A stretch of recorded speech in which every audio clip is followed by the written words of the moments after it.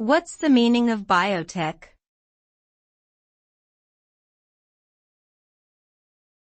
Biotech.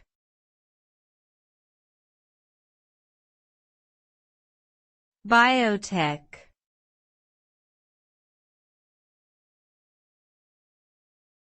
Biotech.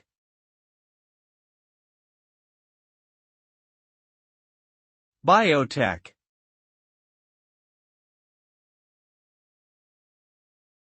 Biotech, short for biotechnology, refers to the application of biological science in the development of new products and services.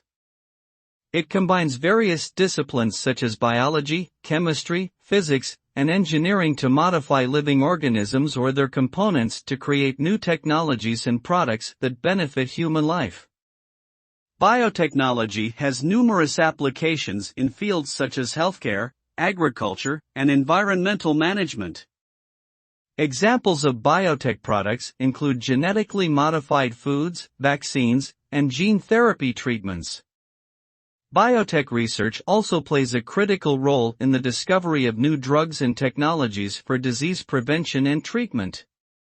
Overall, biotech has the potential to revolutionize the way we live, work, and interact with the natural world.